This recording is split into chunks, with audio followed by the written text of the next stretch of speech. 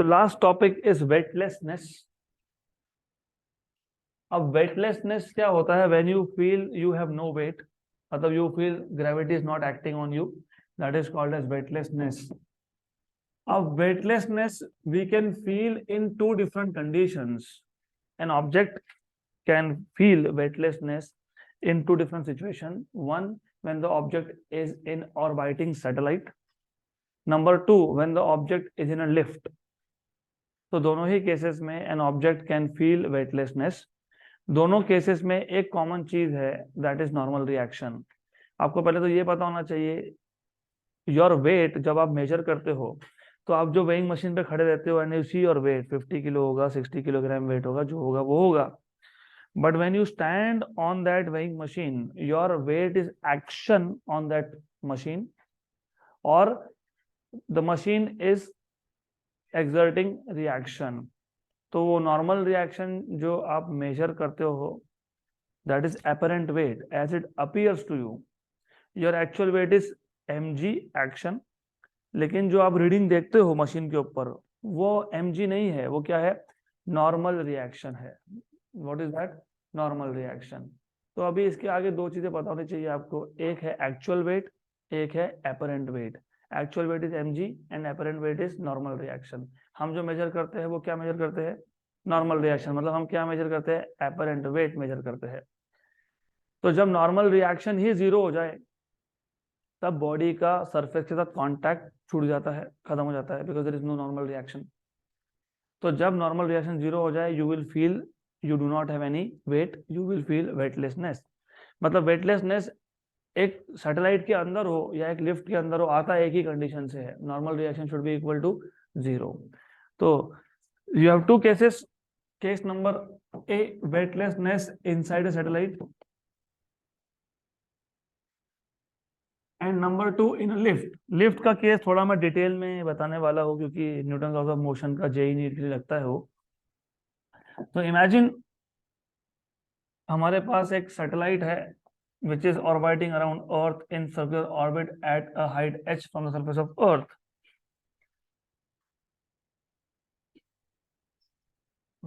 So you have a satellite, some satellite which is orbiting around earth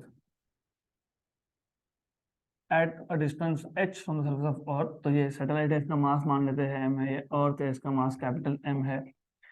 You have center to center distance is r plus h, that is small r।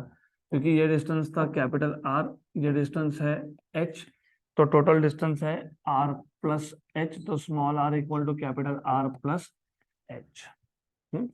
Then तो थोड़ा सा जो भी basic basic idea है वो पता होना चाहिए। तो we have satellite, consider a satellite revolving around earth, revolving around earth in circular orbit, in circular orbit at height h from the surface of earth, from the surface of earth।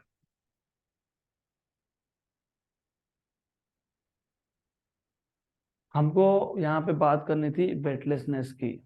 हम ले रहे हैं satellite, object कहाँ है? फिर object satellite के अंदर है।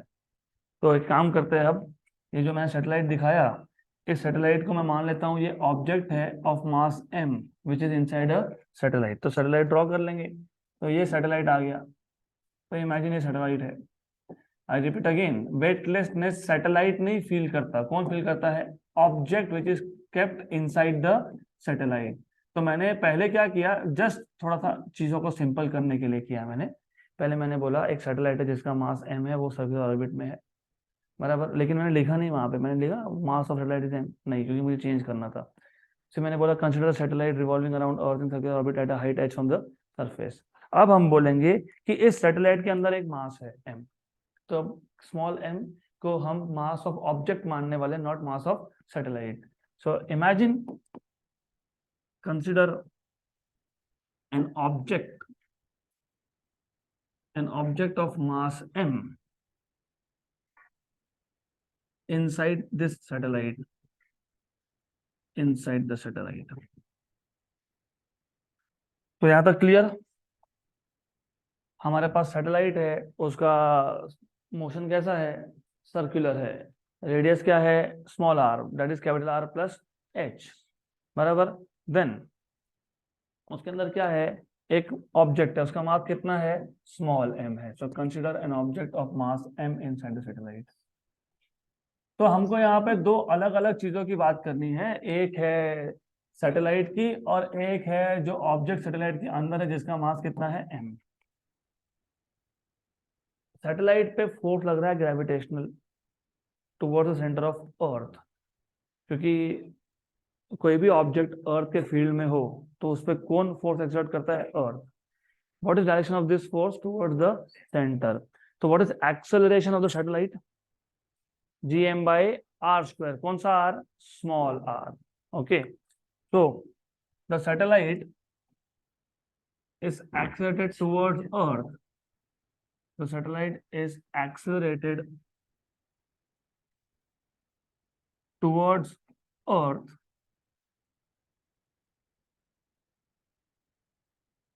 with acceleration a equal to g capital M by r square। तो ये a मैंने जानबूझ के a लिखा है because you have to understand ये एक्शन किसका है? सैटेलाइट का है। मास के बारे में बात नहीं कर रहे हैं हम लोग, अभी करेंगे। तो सैटेलाइट सर्कुलर मोशन में था, सैटेलाइट का हाइट h था, क्योंकि सैटेलाइट का हाइट h है तो ऑब्जेक्ट का अपने आप ही h हो गया हाइट, क्योंकि सैटेलाइट के अंदर ही ऑब्जेक्ट था। Satellite overall is experiencing gravitational force due to earth. Force है तो एक्सेशन है, फोर्स अगर डाउनवर्ड्स है towards the centre of earth है तो acceleration also is towards the centre of.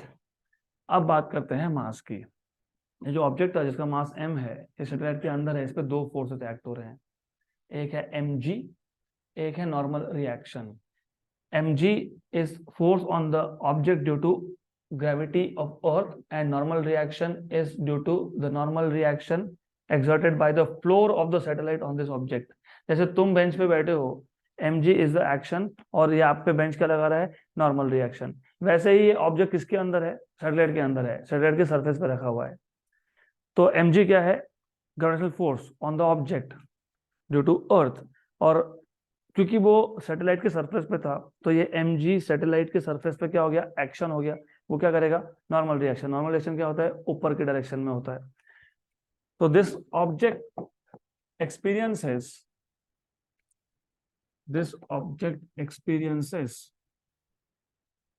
Two forces,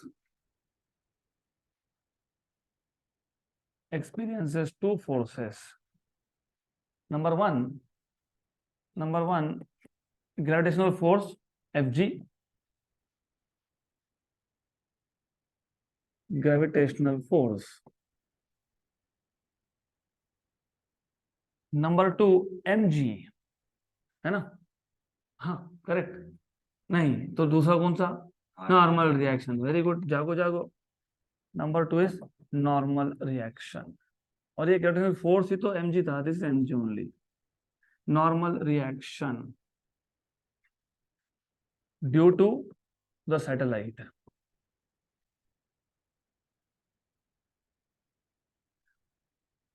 gravitational force कहां था? टुवर्ड्स सेंटर, तो downwards, vertically downwards.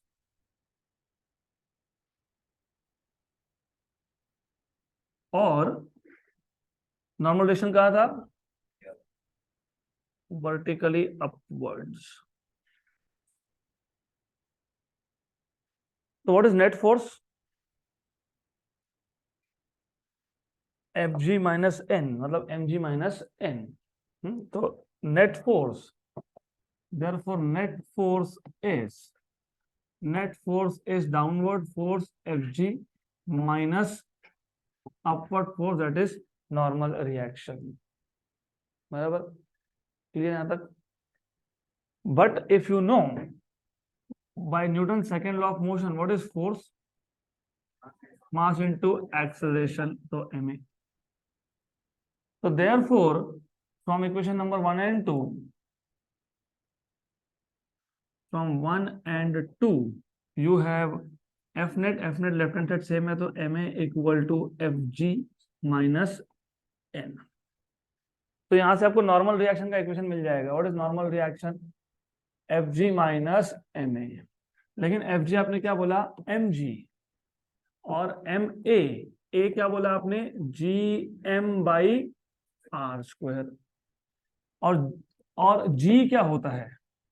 G M by are square. Small R क्यों? क्योंकि सरफेस पे नहीं हो, तुम हाइट पे हो। तुमको कंफ्यूजन होता होगा तो कोई पॉइंट ही नहीं कंफ्यूजन का। जी एच लिख दो। You will say G M by capital R square क्यों नहीं लिखा? वो सैटेलाइट हाइट पे था, तो एक्शन ड्यू टू ग्रेविटी भी कहाँ का लोगे? हाइट का लोगे। तो what do you see? What do you see? Cancel. Normal reaction is zero. तो नॉर्मल रिएक्शन जीरो मतलब the object will feel weightlessness. Good, है तो क्लियर? तो मैं वापस बता देता हूँ, एकदम सिंपल टॉपिक है, एकदम सिंपल टॉपिक है। सिर्फ थोड़ा सा इनिशियल कंफ्यूजन रहता है, उसको क्लियर कर देंगे। हमारे पास अर्थ के अराउंड एक सैटेलाइट है, दिस इज अर्थ। और जो सैटेलाइट है it is orbiting in circular orbit around earth. Orbit circular होना कंपलसरी है। तो you have a satellite, some satellite which is orbiting in circular orbit around Earth. इस satellite का height है surface से h। तो the height of this satellite from surface is h। तो ये h हाइट है, एंड ऑब्वियसली ये h है, end of course this is r is radius of earth. तो ये आ गया कैपिटल R, ये आ गया h। तो overall distance is small r, that is capital R plus h। ये जो सैटेलाइट है इस पे एक्सेलरेशन हो रहा है ड्यू टू ग्रेविटी, और action due to gravity of satellite is A G M by are square. Satellite पे हमने अभी तक अंदर के ऑब्जेक्ट की बात नहीं की, अब करेंगे। अब अगर इसके अंदर एक ऑब्जेक्ट भी था, इसके अंदर एक ऑब्जेक्ट है जिसका मास है m, स्मॉल m, और अर्थ का मास है कैपिटल M। तो जो अंदर ऑब्जेक्ट है उस पर दो फोर्स लग रहे हैं। One force is its weight which is due to gravity vertically downwards. The other force is normal reaction, क्योंकि ये जो ऑब्जेक्ट है ये कहाँ रखा हुआ है? सैटेलाइट के सरफेस पे रखा हुआ है, तो नॉर्मल रिएक्शन n। और याद रखना हम जो मेजर करते हैं वो कौन होता है? नॉर्मल रिएक्शन होता है। What we measure is normal reaction. We do not measure what is the gravitational force on an object, हम मेजर करते हैं नॉर्मल रिएक्शन। इवन जब तुम खुद वेइंग मशीन पे खड़े हो जाते हो तो तुम mg नहीं मेजर कर रहे हो, you are not measuring actual weight, you are measuring normal reaction. तो हम जो भी वेट देखते हैं वो नॉर्मल रिएक्शन होता है। तुम वही वेइंग मशीन को लेके लिफ्ट में खड़े हो जाओ, बटन दबा दो, मोमेंटली आपको दिखेगा कि वेट कम या ज्यादा हो रहा है depending on your motion. Up जा रहे हो कि डाउन जा रहे हो लिफ्ट के अंदर। तो मोमेंटली अगर आपका 50 किलोग्राम वेट है तो फिर मशीन पे खड़े हो जाओ, लिफ्ट स्टेशनरी तो 50 दिखाएगा। जैसे तुमने लिफ्ट का बटन प्रेस किया तो या तो 50 से कम दिखाएगा या तो 50 से ज्यादा दिखाएगा, depending on the motion, if you are going up और if you are going down. वो हम केस टू केस डिस्कस करने वाले हैं बाद में। तो A equal to G M by are square, this is acceleration of the satellite due to earth gravity. Then इसके अंदर जो मास है, ऑब्जेक्ट है m, इस पे दो फोर्स एक्ट हो रहे हैं। एक फोर्स है force due to gravity which is nothing but mg, लेकिन g is nothing but gm by are square. दूसरा फोर्स है नॉर्मल रिएक्शन n, और net force on this is F G minus N. लेकिन net force क्या होगा? Mass into acceleration होगा, F G minus N. तो normal reaction तुमको यहां से मिल रही है F G minus M A. तो normal reaction N equal to F g क्या है आपका? M g m m by are square of course minus m into a, लेकिन ए क्या है? G M by are square है, g M by are square है। तो नॉर्मल रिएक्शन कितना हो गया? जीरो हो गया। तो नॉर्मल रिएक्शन जीरो मतलब the object will feel weightlessness. तो वेटलेसनेस का कंडीशन सेटिस्फाई हो गया। तो वेटलेसनेस के लिए एक ही कंडीशन है, that is normal reaction should B zero. Number two, we can feel weightlessness also inside a lift. So number two, in a lift. तो लिफ्ट के मैं 3-4 केसेस डिस्कस करूंगा one by one. We will talk about lift, stationary lift. We will talk about lift moving with constant velocity इधर up और down, lift moving with acceleration up and lift moving with acceleration downwards. लेकिन उससे पहले आपको एक चीज पता होनी चाहिए, आपको पता होना चाहिए, एन ये होता है एपरेंट वेट. हम जो मेजर करते हैं वो हमेशा एन होता है, और mg होता है एक्चुअल वेट. क्योंकि अगर आपको ये बेसिक आइडिया पता है तब जाके आपको लिफ्ट का केस समझेगा. mg is the real weight, actual weight, and n is the weight that you measure, apparent weight, जो आप वेइंग मशीन दिखाता है वो. तो अभी इसके 3 या 4 केसेस हम लेंगे. केस नंबर 1, इन अ स्टेशनरी लिफ्ट. मैं 2 केसेस को मर्ज करने वाला हूं. मैं बोलूंगा इन अ स्टेशनरी लिफ्ट और lift moving with constant velocity. Lift moving with constant velocity, क्योंकि दोनों ही केसेस में एक्सेलरेशन क्या है, 0 है. तो हमारे पास एक ऑब्जेक्ट है जिसका मास m है, और वो ऑब्जेक्ट कहाँ है, वो लिफ्ट के अंदर है. तो let's say this is a lift.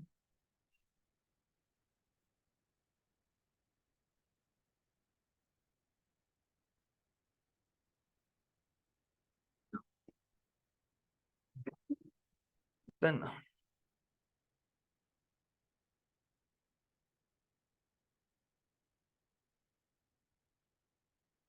ये है mass m. This is mass m of the lift. Sorry, not of the lift but of the object inside the lift. तो लिख ही देता हूँ, consider an object, consider an object of mass m inside a lift as shown in figure. ठीक है, बाकी सब ठीक. तो which are the forces acting on this mass?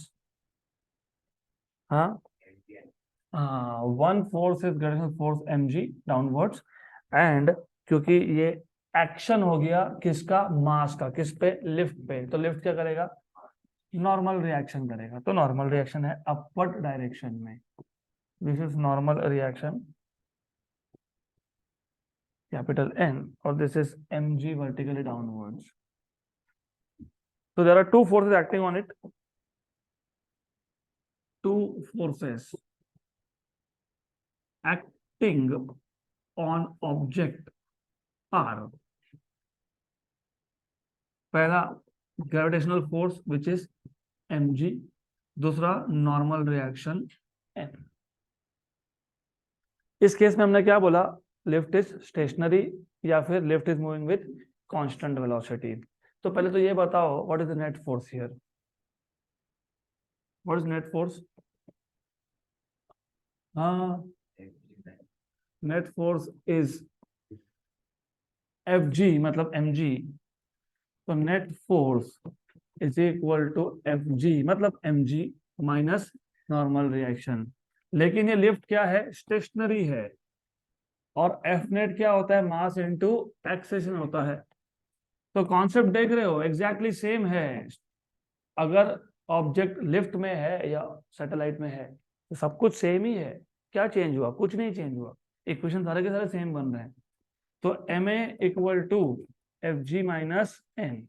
But क्योंकि स्टेशनरी लिफ्ट था तो वेलोसिटी 0 था या फिर वेलोसिटी कांस्टेंट था. दोनों ही केसेस में एक्सेलरेशन कितना होगा, 0 होगा. तो you will have 0 equal to F G minus N. Therefore F G equal to N. लेकिन एफ जी होता है M G equal to N, लेकिन एम जी होता है actual weight. therefore actual weight equal to apparent weight, equal to apparent weight. तो इस केस में जितना आपका रियल वेट है उतना ही आप मेजर करोगे, क्योंकि आप ये जो ऑब्जेक्ट है ना, ऑब्जेक्ट के नीचे हम लोग लगा देते हैं वेइंग मशीन. तो फ्लोर की जगह पे नॉर्मल रिएक्शन कौन दे रहा है? वेइंग मशीन दे रहा है। तो जो आप मेजर करोगे नॉर्मल रिएक्शन वही होगा आपका रियल वेट, क्योंकि लिफ्ट क्या है? स्टेशनरी है, या फिर it is moving with constant velocity. When I say it is moving with constant velocity, it can move इधर अप और मूव इधर डाउन। एग्जैक्टली ये होता है जब आप लिफ्ट का बटन दबाते हो तो थोड़े टाइम के लिए लिफ्ट एक्सीलरेट होता है, क्योंकि रेस्ट से चालू होगा ना। जब लिफ्ट का बटन दबाओगे तो for a very small time lift undergoes acceleration, क्योंकि उसको अभी मूव होना है, जीरो वेलोसिटी से वेलोसिटी बढ़ाना है। But after certain time it again becomes constant, velocity becomes constant. तो अगर आप ये एक्सपेरिमेंट लिफ्ट के अंदर परफॉर्म करते हो तो आपको बहुत स्मॉल टाइम के लिए आपका जो वेट है वो चेंज होते हुए दिखेगा, फिर वापस से क्या हो जाएगा? कांस्टेंट। फिर लिफ्ट वापस जब रुकेगा वापस ऐसा दिखेगा कि वापस वेट चेंज हो गया। अब आ जाते हैं नेक्स्ट केस पे, for a lift moving up with acceleration A. Case number 2, पहला केस मैंने मर्ज कर दिया, okay. Number 2, lift moving up, lift moving up with acceleration A, with acceleration A. Simple, यहाँ पे एक्सेलरेशन इज अपवर्ड्स, तो ये diagram वापस से यूज कर लेंगे हम। सिर्फ याद रखना पिछले केस में ए की वैल्यू क्या थी? 0 थी। यहाँ पे लिफ्ट कहाँ जा रहा है? ऊपर की तरफ जा रहा है, इट इज गोइंग अप। और what is the acceleration? A, it is moving up with acceleration A, right. तो इस केस में नेट फोर्स क्या होगा? एन माइनस एम जी, क्योंकि लिफ्ट ओवरऑल कहाँ जा रहा है? मतलब ऊपर का फोर्स ज्यादा है, नीचे का कम है, तो upward force minus downward force. अच्छा है, गुड दैट यू नो, बाद में कंफ्यूजन नहीं होगा। If something is going up मतलब ऊपर के डायरेक्शन में फोर्स ज्यादा है, तो जब नेट फोर्स लिखते हो, अगर लिफ्ट ओवरऑल ऊपर जा रहा है तो फिर net force will be equal to upward force minus downward force. तो याद रखना, upward force minus downward force, याद रखना, you will need this. So this is equal to upward force is normal reaction minus downward force is Fg, जिसको आप बोल रहे हो mg, but net force is equal to ma। equation number 1, equation number 2, from 1 and 2 दोनों का left hand side क्या है? Same है। तो n minus M G equal to M A, मैं एम जी को वहां शिफ्ट कर देता हूं, तो n equal to M G plus M A. ये पता है क्या है? एपरेंट वेट है। ये पता है क्या है? रियल वेट है, मतलब एक्चुअल वेट है। और एक्चुअल वेट में आप कुछ तो ऐड कर रहे हो, you are adding something into actual weight, मतलब apparent weight will be greater than actual weight. For example, आपका वेट 50 किलोग्राम है, आप एक लिफ्ट में हो, लिफ्ट में एक वेइंग मशीन है, तुम वेइंग मशीन पे खड़े हो गए, lift is not moving, you measure 50 kilogram, your actual weight is equal to apparent weight. जैसे लिफ्ट का बटन दबाया, lift start going up with acceleration. अब आपका वेट 50 से ज्यादा नोटिस करोगे, 55, 52, 53 जो होगा वो, depending on the value of A. तो जब लिफ्ट ऊपर जाता है ना, ऊपर, तो उस केस में apparent weight is greater than actual weight. तो apparent weight is greater than actual weight, this is important thing. What is net acceleration, ये भी इंपॉर्टेंट है। अगर इसमें से मैं m कॉमन निकाल लूं तो क्या लिखेंगे? g प्लस ए। देयरफॉर नेट एक्सेलरेशन कितना आएगा? g प्लस ए। मैं जेई नेट का बेस बना रहा हूँ यहाँ पे, क्योंकि मैं वहां पे ना एकदम फास्ट फास्ट सॉल्व करता हूँ। I will not even give you time to think. Lift going up g plus a, खत्म। Lift going down g minus a. तो अगर मैंने पूछा what is the apparent weight of a mass 50 kilogram inside a lift going upward with a equal to g, कर दी गलती, मास 50 था, net acceleration g plus ए है, और a और g की वैल्यू सेम बोल दिया, तो g plus g 2g, 2g into 50 100g, g की वैल्यू 9.8, 100 इंटू 9.8 इज 980 न्यूटन। तो that is what I told you, I will not even give you time to think, तुमको इतना fast करना पड़ेगा. What about lift going down? Weightlessness, g और ए की value same बताई मैंने, g minus a, net acceleration is zero, weightlessness normal reaction becomes zero. वो अभी आएगा, वो बताने वाला हूँ. उसको फ्री फॉल बोलते हो, उसको बोलते हो फ्री फॉल. ऑब्जेक्ट को छोड़ दिया, वो नीचे जा रहा है, that is free fall. Even there is no air, हाँ एयर भी नहीं है तो एयर का रेजिस्टेंस नहीं है, that is called as free fall. तो इन शॉर्ट, इन जनरल, जब भी एक जब भी remember this, when ever you have an object inside a lift and the lift going up, net acceleration is g plus a. तो तुमको अगर मैंने एक एग्जांपल दिया, you are inside a lift, the lift is stationary, you are standing on a weighing machine, you measure your weight as 50 kilogram. Now the lift starts accelerating upward with an acceleration of 0.2 meter per second square. What will be your weight? 50 m है, g plus ए, जी 9.8 है ना, 9.8 plus 0.2 10, 50 into 10 500 Newton. मैंने पहले वो बताया था 50 kilogram weight. अभी मैं आपसे पूछ रहा हूँ वेट, तो मुझे 500 न्यूटन क्यों बता रहे हो? मुझे किलोग्राम वेट चाहिए. तो किलोग्राम वेट में क्या करते हो तुम? सिर्फ मास बताते हो, तुम जी से मल्टीप्लाई करते हो क्या? नहीं. यहाँ पे तुमने क्या किया, 9.8 प्लस 0.2 कर लिया, कितना हो गया 10, 10 को इससे मल्टीप्लाई किया 50 से, कितना हो गया 500 बराबर. पहले आपने जी की वैल्यू से मल्टीप्लाई किया था क्या? नहीं. यहाँ पे किया क्या? यस. तो वापस से डिवाइड करना पड़ेगा ना आपको. किससे डिवाइड करोगे? 9.8 से डिवाइड करोगे. कितना आया? 51.02. आपका वेट 50 किलोग्राम था, आप कितना मेजर कर रहे हो तुम? 51.02. तो this is how you need to take this questions. Right? Clear? Good. तो अगला केस है lift moving downwards with acceleration A. Lift moving down with acceleration a.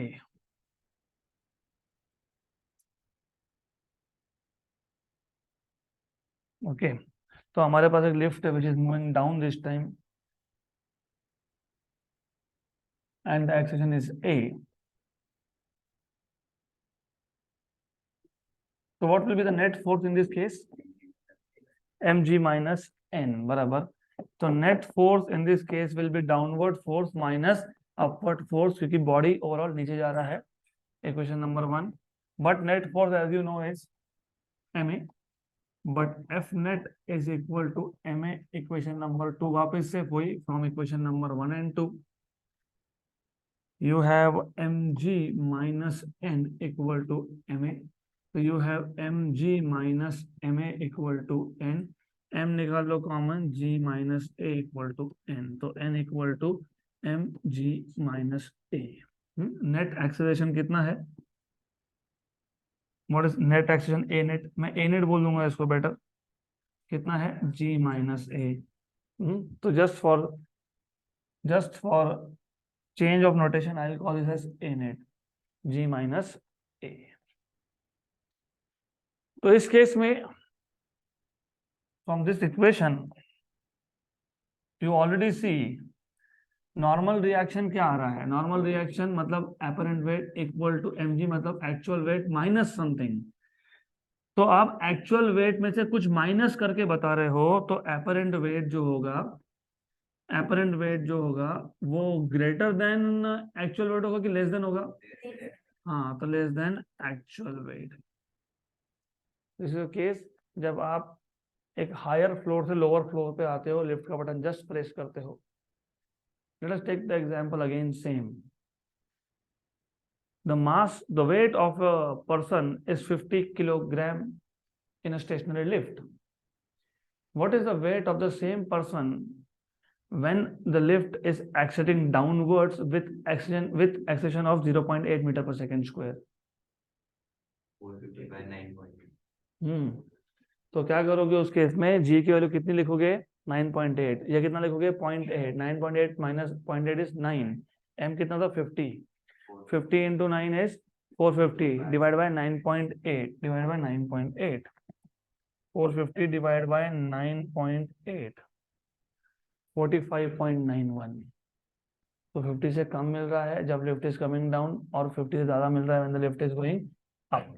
तो ये आ गया नेट एक्सेलरेशन। यहाँ तक क्लियर। अभी last is weightlessness. Last case is weightlessness inside a lift.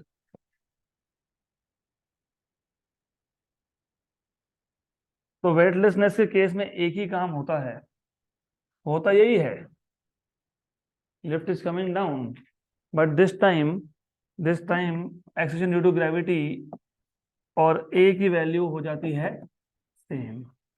इसको बोलते हो फ्री फॉल। क्या बोलते हैं?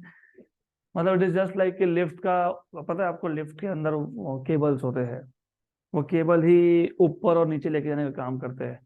ऐसा किया कि इसने ऊपर से केबल ही काट दिया, falling freely assuming that is vacuum chamber. Air है नहीं, एयर नहीं है तो रेजिस्टेंस होगा नहीं, रेजिस्टेंस होगा नहीं तो ये है फ्री फॉल। मतलब acceleration will be directly equal to g, a equal to g. तो इस केस में भी वही है, सब सब स्टोरी वही है, वही है। F net is M G minus N, equation number 1, but F net is M into A, equation number 2। Therefore, from 1 and 2, mg minus n equal to ma. Therefore, n equal to mg minus ma. Therefore, n equal to mg minus a. But in this case, a equal to g. a equal to g होता है free fall. इसको बोलते हो free fall. There is not even air to resist. So therefore, n equal to 0. Normal reaction 0 मतलब weightlessness. Right. तो state board में इतना है, ये भी इतना भी नहीं था, मैंने एक्स्ट्रा डाला है वो, because you need to know this cases. JEE NEET में एक एक्स्ट्रा केस है। ये जो ए की वैल्यू है, अब तक हमने मैक्सिमम कितना लिया? 9.8। The body is accelerating downwards with a equal to g मतलब 9.8। इमेजिन अगर ए की वैल्यू 9.8 से भी ज्यादा हो गई and the lift is accelerating downwards, तो उस केस में क्या होगा? जी की वैल्यू छोटी है, 9.8 है मान लो, ए की वैल्यू मान लो 10 है, तो 9.8 माइनस 10 माइनस 0.2 इंटू मास जो भी होगा, तो नॉर्मल रिएक्शन क्या है? नेगेटिव है। नेगेटिव है मतलब ये जो आपको पिक्चर में दिखाते हैं ना, वो भूत ऐसा ऊपर चिपक के चल रहा है, वो वाला केस है। नॉर्मल रिएक्शन नेगेटिव मतलब you are not walking on the floor but you are walking on the ceiling, मतलब your body will be stuck to the ceiling of that lift. तो आए तो try to find out physics में, यार ऐसा कैसा ये ऊपर दिखा रहा है कि लिफ्ट के अंदर है जिसका फ्री फॉल से भी ज्यादा एक्सेशन है। तो नेगेटिव नॉर्मल रिएक्शन मतलब your body is not in contact with the floor but it is with in contact with the ceiling, your body is basically upwards. तो ऐसा केस नॉर्मली होता नहीं है, क्योंकि you can not have artificially, you can generate, तुम artificial generate कर सकते हो, मैं ऐसा नहीं बोल रहा हूँ कर नहीं सकते हो। देखो एक वैक्यूम बनाना पड़ेगा, उसमें एक लिफ्ट को उसका रोप काट देना पड़ेगा, तो ए इक्वल टू जी तो वहीं मिल गया 9.8। इमेजिन लिफ्ट के नीचे मैंने नॉर्थ पोल ऑफ मैग्नेट लगा दिया, इलेक्ट्रोमैग्नेट है, हम तो नॉर्थ पोल जनरेट कर ही सकते हैं, और नीचे साउथ पोल बना दिया, तो क्या होगा? अट्रैक्शन। तो you can artificially produce downward acceleration greater than 9.8, हो सकता है वो, ऐसा नहीं कि नहीं होगा, हो सकता है, बट आर्टिफिशियली प्रोड्यूस करना पड़ेगा। So that marks the end of the theory part of gravitation. तो जितना टाइम हमारे पास बचा है उसमें हमारे बचे हुए न्यूमेरिकल भी होने ही वाले हैं। ये एक न्यूमेरिकल छूट गया था लास्ट टाइम, तो अभी कंप्लीट कर लेंगे। सिंपल है, two satellites A and B are revolving around the planet. Their periods of revolution are 1 hour and 8 hours respectively. The radius of orbit of satellite B is 4 into 10 raised to 4 kilometer. The radius of orbit of satellite A is, joke है joke. तो पहले तो question को समझ लो, कितने satellite हैं हमारे पास? 2, ए और बी। ए का टाइम पीरियड कितना है? 1 आवर। बी का कितना है? 8 hour. Radius of orbit B, satellite B कितना है? 4 into 10 raised to 4। और क्या पूछा है? Radius of satellite A, radius of orbit of satellite A. Time period of A is 1 hour, time period of B is 8 hours. Radius of orbit of B 4 into 10 raised to 4 kilometer. You are supposed to find out what is radius of orbit of A. You are supposed to find out what is RA. Do you remember हमने time period of satellite का formula derive किया था?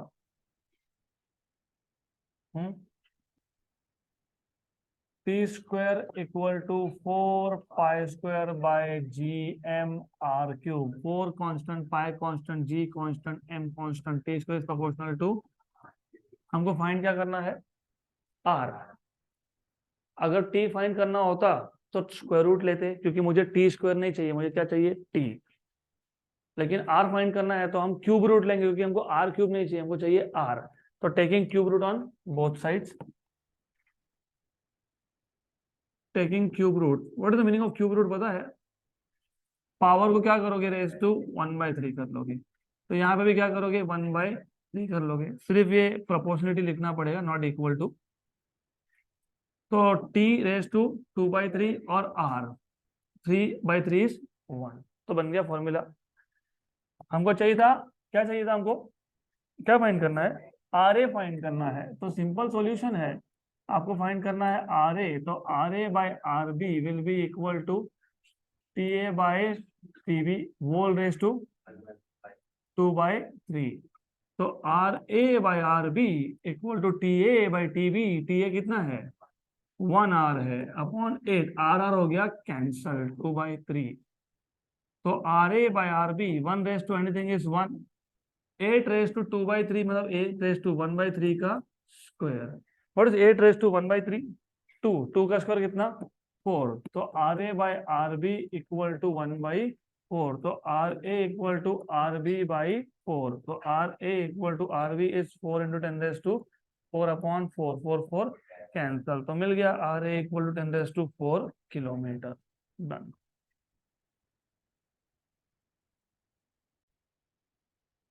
Last question. What is the gravitational potential due to Earth at a point which is at a height of 2 RE above the surface of Earth? Mass of the Earth is 6 into 10 power 24 kilogram. Radius of Earth is 6,400 kilometer. G value is 6 into 6.6 into 10 raised to minus 11. तो simple है. Given में क्या क्या दिया हुआ है? आपको given में दिया हुआ है height, that is 2 times of radius of earth. आपको आर ई की वैल्यू दी हुई है 6,400 किलोमीटर. आपको जी की वैल्यू दी हुई है 6.67 into 10 raised to minus 11 newton metre square पर kilogram square. And what else is given to you is, if I am not wrong, क्या वैल्यू दिया था आपको? और एक कुछ दिया है, mass of earth. Mass of earth is 6 into 10 raised to 24 kilogram. आपको फाइंड क्या करना है? पोटेंशियल. कहाँ पे? हाइट पे. तो पोटेंशियल का फॉर्मूला याद है क्या? Minus G capital M upon small R. और एम लिख दिया तो पोटेंशियल एनर्जी बन जाएगा वो. तो यहाँ पे सिर्फ पोटेंशियल होगा. और किसका मास है? ये अर्थ का मास है. तो V equal to minus G M R plus H. तो सिंपल. तो you have V equal to minus G M R plus H. लेकिन H खुद क्या है? 2R है. तो equal to minus G M upon 3 times of R E. So therefore potential equal to minus G 6.67 into 10 raised to minus 11 into M 6 into 10 raised to 24 upon 3 into 6,400 kilometre है. तो 10 raised to 3 metre है. तो रफली speaking मैं काम करता हूँ, इसको इधर पॉइंट लगा देता हूँ, इसको इधर रेज टू 6 कर लेता हूँ. तो करेक्ट है. Approximately speaking. कैंसल 1 जाइन 2 जा. ऊपर 10 रेज टू माइनस 11 प्लस 24 13, नीचे 6. 13 ऊपर 6 आ जाएगा, माइनस जाएगा 7. तो कितना जाएगा? 2 into 10 रेज टू 7. तो रफली 2 into 10 रेज टू 7 होना चाहिए. क्या आंसर दिया आपको? दिया ना? 12th number question. 2.08 इंटू 10⁻⁷ बराबर। और ये V है, पोटेंशियल है। यूनिट क्या आएगा? Potential energy is potential into mass. तो potential is potential energy upon mass, तो जूल पर किलोग्राम है क्या? जूल पर किलोग्राम नहीं है? हाँ होना चाहिए, जूल पर किलोग्राम ही आएगा वो, बराबर है, ऐसा ही आएगा। Done, good.